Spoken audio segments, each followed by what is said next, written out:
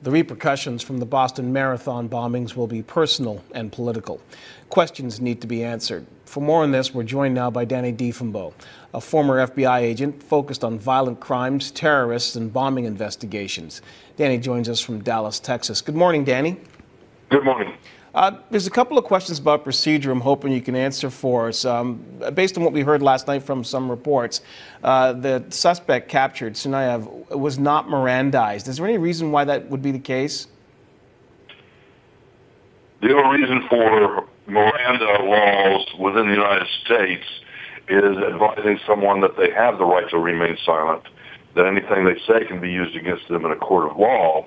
In this situation, I'm sure that law enforcement, because of all of the complexities and the circumstances that occurred, is that they probably would rather have the intelligence that he may impart as to whether or not there were any other accomplices, or whether or not other individuals were involved in this in any way, whether or not there was an international influence.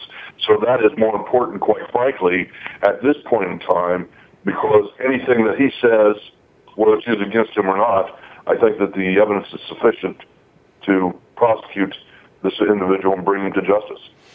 Danny, based on what you've heard, I guess it's much of what we've heard as being members of the media. You may have privy to some more information, but based on what you heard, do you think the potential exists that this is more than just a two-man job, and there's a larger cell out there that was behind this situation? I don't know that anyone should be speculating, as we've seen historically in a lot of those situations. The speculation usually turns out to be the wrong answer, and that's why the investigation will continue to timeline matrix both of these individuals and look at their past activities. I understand that law enforcement has even actually consigned that the older terrorist had come within the last year and spent about 6 months in Chechnya. So I'm sure that that will be a great focus for international investigation to determine his whereabouts and his activities.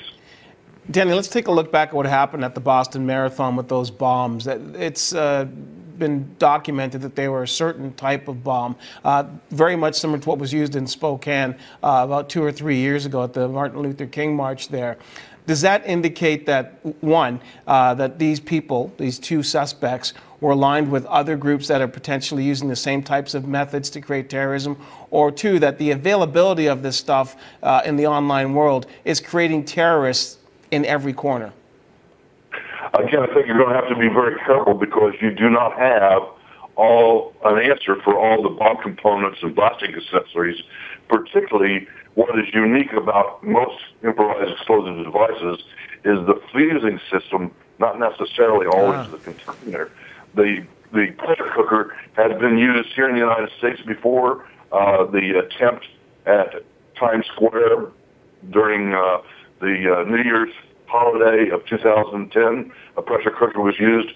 If you look historically, back in 1985, the Armenian terrorist group, which many of the Canadians might be familiar also, because I know that there was a lot of ASALA, A-S-A-L-A activities, both in Canada and the United States, where their container of choice was a pressure cooker.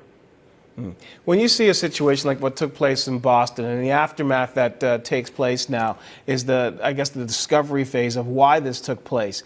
Can you sort of piece together for us what the next step for this would be? They have a suspect in custody who hopefully will be able to talk or will somehow be made to talk. What's the next step here? Even if he does talk, it's extremely critical and important to go back through what he states and verify that credibility. Just because a subject tells you something doesn't mean it's necessarily true.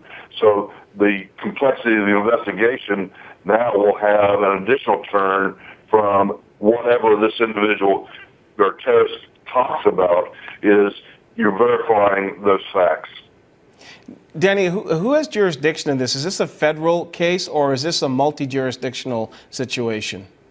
Moving on to jurisdictional, there's sufficient evidence with regard to the terrorist events and actions that we have in place for the federal laws to take place. That's why I know a lot of them are saying that the state of Massachusetts does not have the death penalty within their legal system. The federal system does. All right, Danny, I appreciate you taking time to clear up some situations for us. Thanks for lending us your expertise. Have a good morning. All right, you too.